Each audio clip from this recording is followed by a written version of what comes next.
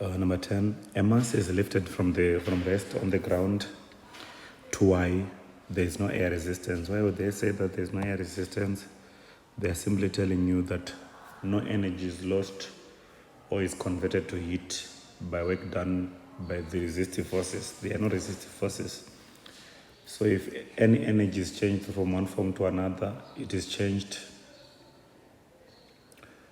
If it is changed from one form to another, it is changed to the prevailing energies, which does not involve heat. P is the increase in gravitational potential energy of the mass. Q is the kinetic energy at Y. Remember, it was at rest on the ground, meaning that at first, no kinetic energy, no gravitational potential energy. So at Y, it has gained both gravitational potential energy, it has gained kinetic energy. Which expression is equal to the mechanical work done on the mass? So work that has been done on the mass has caused the two things: an increase in mass, in gravitational potential energy, an increase in kinetic energy. So the total work done, which is the work, remember, is the transfer of energy from one form to another. So now we have a sum of energy of P plus Q. So the work done, which is more or less a transfer of energy, is supposed to be equal to the energy transferred in this case, which is P plus Q. Next question. The diagram shows a tank containing seawater. The density of the seawater is 1020. What is the pressure at point P relative to the atmospheric pressure? When a question says relative to the atmospheric pressure, we are saying compared to the atmospheric pressure. So meaning that whatever the atmospheric pressure is, we are finding this value, the pressure at this point. So compared to the atmospheric pressure, that's what we are saying. So if, for example, if A is 10 and B is 12, so the value of B compared to the value of A is 2. Relative to the value of A is 2, even though the value of B might be 12 and the value of A might be 10. So when they say what is the pressure at point P relative to the atmospheric pressure, in other words, we are finding the pressure at P, and we remove from the pressure at P the atmospheric pressure. So in a real sense, we should know that the pressure at this point is a combination of two things. Pressure at that point, at point P, is pressure due to ATM, the atmospheric pressure, plus pressure due to the liquid. So if you just want to find the pressure at that point due to the liquid alone, because that's the pressure relative to the atmospheric pressure, we are finding the pressure due to the liquid, then we'd need to know rho GH, which is H being the depth of point P from the top surface, and G being the density, in which case this becomes rho, which is 1020, times G, which is 9.8. We are now using 9.8, times H, which is 8 meters minus 0.6. 8 meters minus 0.6, which is 7.4. And when you punch that into a calculator, it gives you 1000 times 9.8 times 7.4, which gives you 73,970. Now our answer is 75,000. For this reason, when this paper was written, G was still 10. Now we are using 9.8. So because we are using 9.8, our answer is 73,970. Okay, the next question says, the pressure of a fixed mass of gas in a cylinder is measured. The volume of the gas in the cylinder is slowly decreased. The temperature does not change. We must know that this is Boyle's law. Pressure is inversely proportional to volume if temperature is a constant. Which graph shows how the pressure of the gas changes during the process? So the question is asking us how the pressure of the gas is changing with time. But we must be very clear of what they said here. the volume of the gas is slowly decreased. So the volume of the gas is being decreased. That's first things first, meaning that the expectation is that the pressure should increase. So even though the graph is of pressure against time, then we must understand that the pressure is going to be increasing. So then that rules out A, which shows that pressure is constant with the time. As time is moving on, we are decreasing volume, which is increasing pressure. That rules out also this one. So we are left with only two graphs which show that pressure is increasing. So pressure at time t is equal to 0 because there was already some gas in the container. Then it means that there was already some pressure. Pressure was not 0 at first. So this leaves C as our answer. Because pressure, as long as there's a gas, before we even start reducing the volume, there was already a pressure. So the answer is C. Then the number 16, which piece of equipment is designed to produce a type of electromagnetic wave? Now, electromagnetic waves, you must know all of them. Radio waves, microwaves, infrared, visible light, ultraviolet, X-rays, and gamma rays. So generator, it produces electricity. That's not an electromagnetic wave. Electric motor uses electricity to produce mechanical energy like kinetic energy and the likes. An electromagnet, a magnet does not produce any energy. At best, it can pull magnetic materials.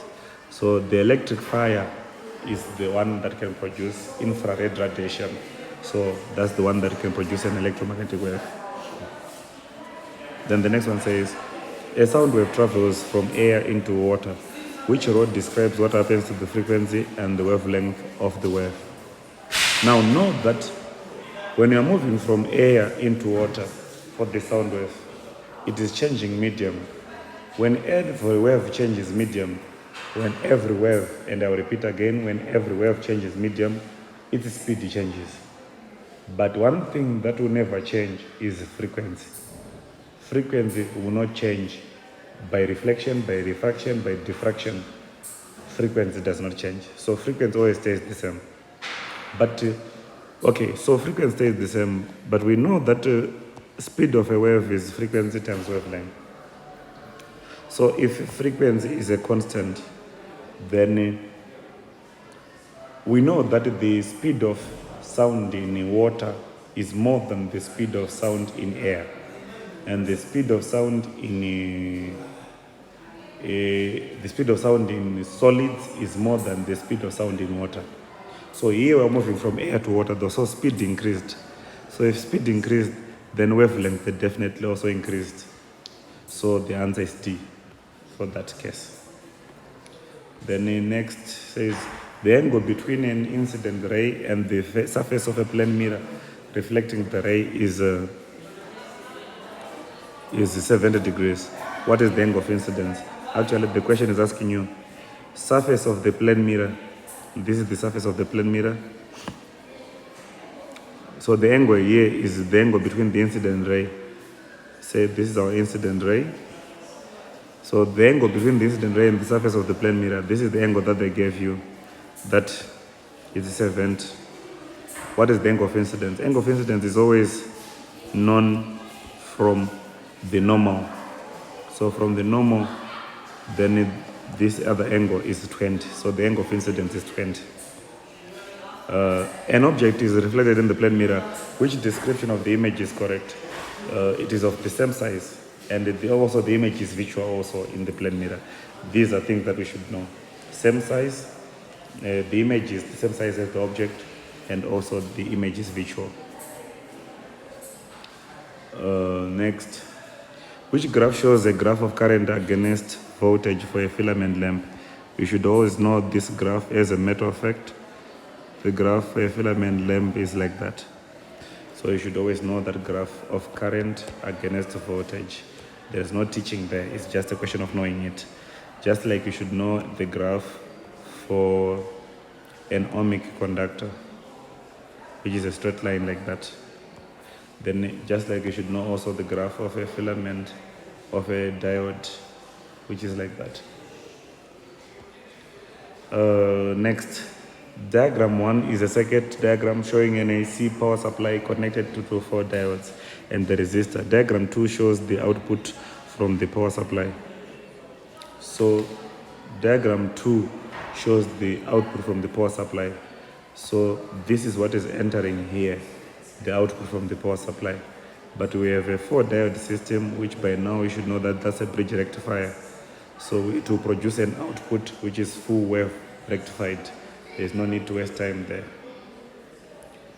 Then number 34, four small compasses are placed around the solenoid. A current is switched on, which diagram shows possible new directions of the compass needles. You see, the compass needles at first here, they are all pointing upwards, meaning that maybe that's where the magnetic field of the earth is showing. But however, when you switch on the current now, the magnetic field of the solenoid will be stronger than the magnetic field of the earth. So they will actually be oriented according to the magnetic field of the solenoid. However, you must know that the magnetic field lines, even if you don't put north and south here, are like this. These are how magnetic field lines are around the coil. Now, provided that, so depending on the situation, if you put a plotting compass here, its arrow should either be pointing to the right or should either be pointing to the left, but horizontally. If you put another compass here, it should be pointing to the right or to the left. But the moment, if this line was in this direction, then this one will be like this, which means that the plotting compass on the right hand side, this one and this one should be pointing in the same direction. So we have to eliminate answers where plotting compasses are not pointing in the same direction. So A is the one where the plotting compasses are not pointing in the same direction. B, they are all pointing to the right.